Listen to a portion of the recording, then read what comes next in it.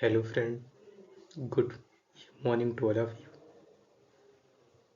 जैसा कि हमने पिछले लेक्चर में बताया था कि हम फिजिक्स और मैथ का सिलेबस का चर्चा करेंगे। किसी भी टॉपिक को स्टार्ट करने से पहले, वो चाहे आप बीएससी कर रहे हों, चाहे बीए कर रहे हों, या तो आप जैम लेवल की किसी चीज़ की प्रिपरेशन कर रहे हों, तो मेन मोटो होना चाहिए उसका कि हमारा सिलेबस क्या है। फर्स्ट हम देखेंगे सिलेबस कैसे डिज़ाइन है उसका। चाहे किसी भी स्ट्रीम का बंदा हो, तो हम सबसे पहले सिलेबस डिस्कस करेंगे, उसके बाद आगे प्रिपरेशन करेंगे अपना जो भी बीएससी पार्ट 1 और आईआईटी जैम का कंबाइंड सिलेबस देखेंगे लेक्चर फर्स्ट पे। आज लेक्चर पहला है, तो हम क्लासिकल मैकेनिक्स से ही देखेंगे। पहले हम देखेंगे बीएससी का सिलेबस क्या है, और दूसरी में देखेंगे जैम का सिलेबस क्या है। दोनों सेम टॉपिक पे ही देखेंगे। फिजिक्स उसी का पार्ट है, सब टॉपिक है क्लासिकल मैकेनिक्स।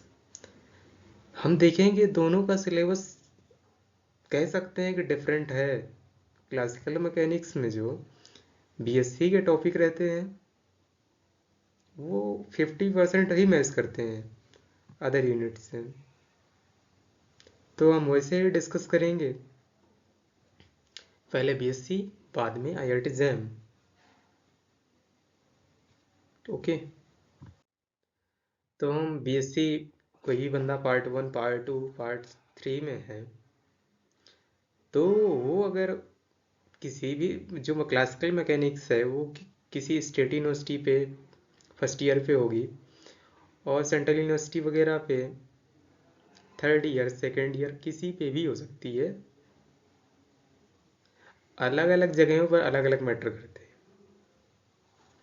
तो प्राइवेट यूनिवर्सिटी पे भी अलग हो सकती है। तो हम basically classical mechanics main motto हमारा होना चाहिए। क्लासिकल मैकेनिक्स में हम क्या क्या डिस्कस करते हैं, तो क्लासिकल मैकेनिक्स में बेसिकली जो यूनिवर्सिटी लेवल पे सिलेबस डिज़ाइन होता है उस पर बेसिकली 5 यूनिट होती हैं। किसी किसी में ये जो लिखा हुआ है paper first mechanics and special theory of relativity, ये ज़रूरी नहीं है कि special theory of relativity classical mechanics में इंक्लूड हो। मॉडर्न पे भी इसे पढ़ा देते हैं लोग। तो हम मैकेनिक्स के में जो 5 यूनिट होती हैं उनमें से पहली यूनिट ही मैकेनिक्स होती है, जो classical mechanics and special theory of relativity part है फिजिक्स का जो है, उस पर पहली यूनिट होती है मैकेनिक्स। मैकेनिक्स पे हम बेसिकली जीटीआर की बात करते हैं।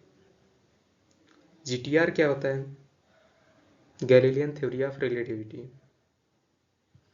और फिर दूसरे यूनिट पे बात करते हैं motion under a central force. और तीसरी यूनिट होती है mechanics of non rigid bodies. और चौथी यूनिट होती है फ्लूइड मैकेनिक्स। पांचवी होती है स्पेशल थ्योरी ऑफ रिलेटिविटी। तो हम बेसिकली देखेंगे मैकेनिक्स पे आता है क्या है। जो यूनिट फर्स्ट है क्लासिकल मैकेनिक्स की, उस पर हम देखेंगे पहले मैकेनिक्स पे आता ही क्या है, उस पर मतलब यूनिट पे उस पर क्या क्या पढ़ना रहता है। पहले हम देखेंगे वेक्टर कैलकुलस देखेंगे, ग्रेडियंट देखेंगे, डाइवर्जेंस देखेंगे, कर्ल ऑफ अ लाइन देखेंगे, सरफेस वॉल्यूम इंटीग्रल, ये सब तो जानते ही हैं बेसिकली। और जो दूसरा टॉपिक होता है उस पर चाहे तो आप इसको पूरा चैप्टर वाइज भी डिवाइड किया जा सकता है। मैकेनिक्स पे ये आ गया, फिर फ्रेम ऑफ रेफरेंस आता है, जीटीआर आता है, और इसी का Galilean transformation, Galilean invariance, inertial frame of reference, non inertial frame of pseudo force, rotating frame of reference, pseudo force को जो है बेसिकली फिक्टिशियस फोर्स भी दूसरे नाम से फिक्टिशियस फोर्स नाम से भी जाना जाता है। Rotating frame, centrifugal force, Coriolis force, inertial and gravitational mass, principle of equivalence, ये सब हम टॉपिक मैकेनिक्स पे भी देखते हैं। और system of particle, centre of mass, linear momentum, centre of mass frame, rotating frame जो भी है, और rotational motion into R3 dimension जो हम पढ़ेंगे वो मैकेनिक्स का ही पार्ट रहेगा। और angular momentum, moment of inertia जो होती है, टेंसर इनर्शिया, टेंसर जो भी होती है, सेंट्रल फोर्स और कंजर्वेशन फोर्स, जो कंजर्वेटिव फोर्सेस होते हैं उसी के विषय पर चर्चा करेंगे। और पोटेंशियल एनर्जी भी देखेंगे यहाँ, और gravitational potential and field due to uniform spherical shell. Spherical shell में बेसिकली तीन प्रॉपर्टी देखेंगे जब अंदर होता है, inner, outer and basically most point पे जो होता है, और सॉलिड स्फीयर जो होता है। ये स्फेरिकल सेल और सॉलिड स्फीयर उस पर एक पे ही देख लेते हैं, और कंजर्वेशन लॉज देखते हैं जो भी होती हैं। और बेसिकली जब हम दूसरी यूनिट पे बात करेंगे तो मोशन अंडर सेंट्रल फोर्स पे बात करेंगे, तो इस पे जो आता है two body central force problems, reduced mass, lab and central of the coordinate system, motion inverse square.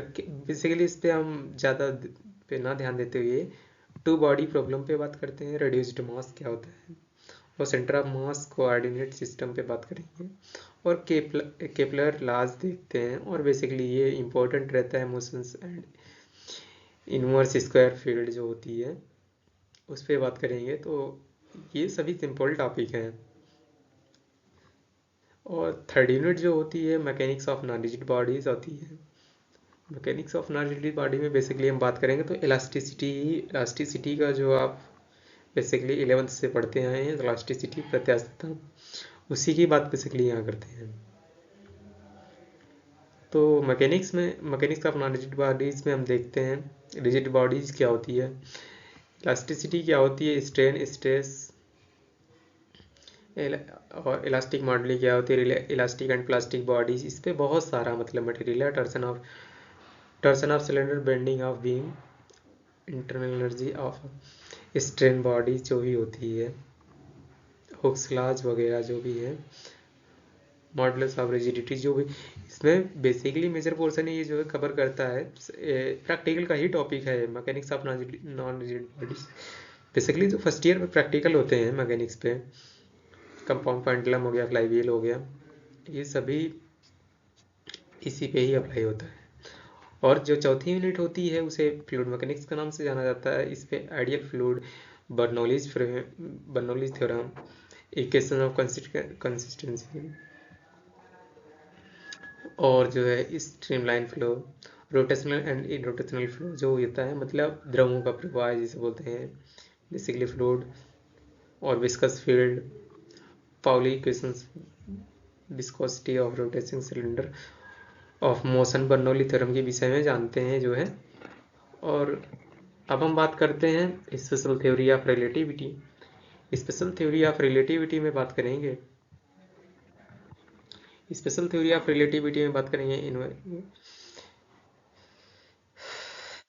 Interference of Michelson Morley experiment, pastors of special theory of relativity, और लॉरेंस ट्रांसफॉर्मेशन की बात करेंगे। लेंथ कॉन्ट्रैक्शन भी इसी में ही आता है, और लेंथ कॉन्ट्रैक्शन के बाद ही जस्ट टाइम डायलेशन पे थे जिसे कहते हैं टाइम डिले।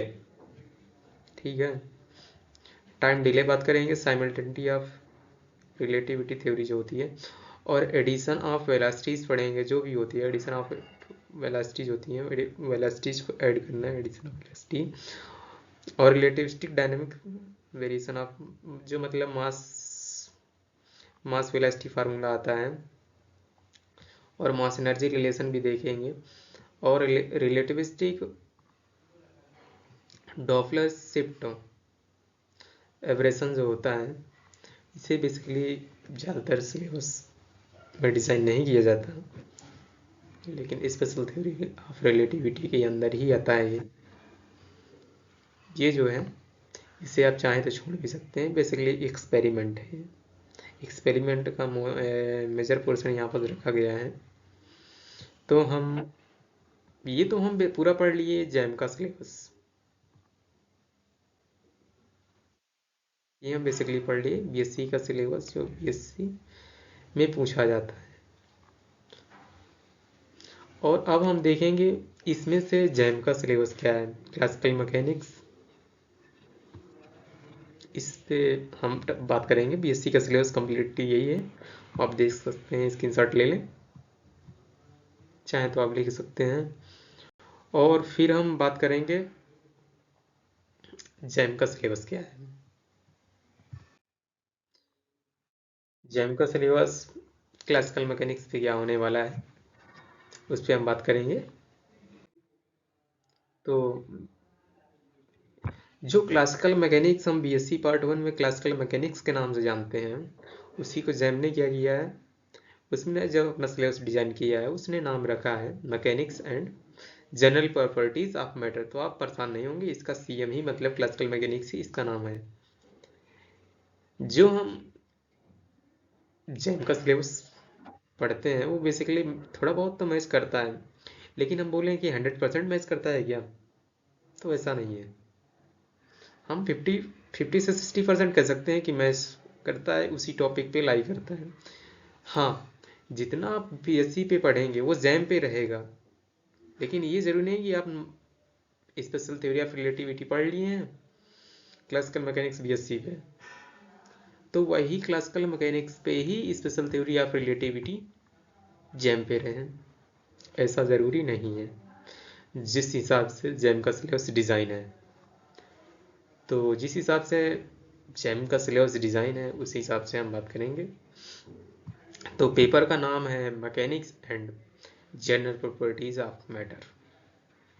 तो इस पे हम पहला बात करते हैं Newton's laws of motion and उसके एप्लीकेशंस क्या होते हैं, और velocity and acceleration in Cartesian and polar. Cartesian form में देखेंगे polar and cylinder coordinate system देखेंगे, यूनिफॉर्मली रोटेटिंग फ्रेम देखेंगे, सेंट्रीफ्यूगल एंड कोरियलिस फोर्स देखेंगे। इस पर फिक्टिशियस फोर्स भी आता है, यहाँ मेंशन नहीं है बेसिकली।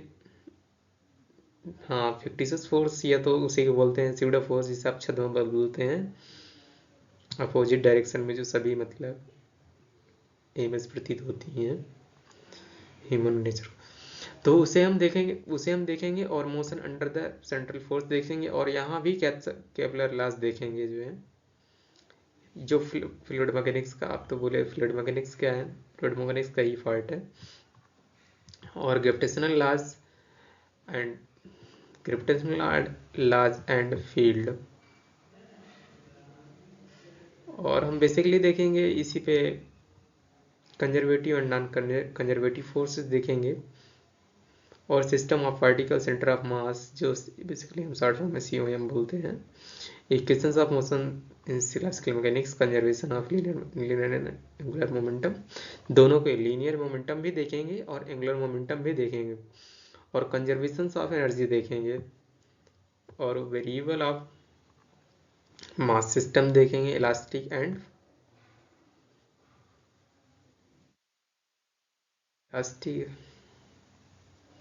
इलास्टिक की बात यहाँ कर सकते हैं। हाँ, इलास्टिक की बात करेंगे जो है, इलास्टिसिटी की बात क्लासिकल मैकेनिक्स पे ही तो होती है ना। और कोलिजन कोलिजन बेसिकली टक्कर, जब टू बॉडीज आपस में टक्कर होती है तो उसी को बोलते हैं इलास्टिक या इनइलास्टिक कोलिजन, वही तो होती है ना। कोलिजन मीन होता है टक्कर, कोई भी दो मास पार्टिकल आपस में टकराते हैं तो उनकी जो टक्कर, दोनों पार्टिकल की टक्कर होती है, उसे हम कोलिजन बोलते हैं। जैसे M1 कोई बॉडी है और M2 बॉडी है, तो M1, जैसे ये कोई बॉडी है और ये कोई बॉडी है, ये कोई, तो आपस में आके जब टकराएं तो उसे हम कहते हैं कोलिजन।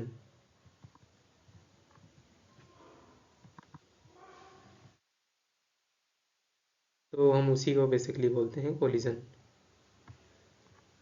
कोलिजन के बाद हम देखेंगे rigid body motion, fixed axis rotation and principal rotation and translation motion जो होता है वो मोशन की बात करेंगे। मोमेंट ऑफ इनर्शिया, टेंसर की भी बात यहाँ होती है, और product of inertia, parallel and perpendicular axis theorem. ये तो थोड़ा सा ट्रिपिकल हो जाता है, parallel and perpendicular axis theorem, लेकिन सही है, ये एग्जाम में थोड़ा बेसिकली डीपली पूछी जाती है इस पे। प्रिंसिपल मोमेंट एंड एक्सिस पूछेंगे यहाँ। अब काइनामेटिक ऑफ मूविंग फ्लूइड पूछेंगे यहाँ। जो पूछ यहाँ तो बेसिकली ये काइनामेटिक ऑफ मूविंग फ्लूइड नहीं पूछा जाता है, बेसिकली चांसेस बहुत ही कम रहते हैं, 60% 60 से 70%। और ये इक्वेशंस ऑफ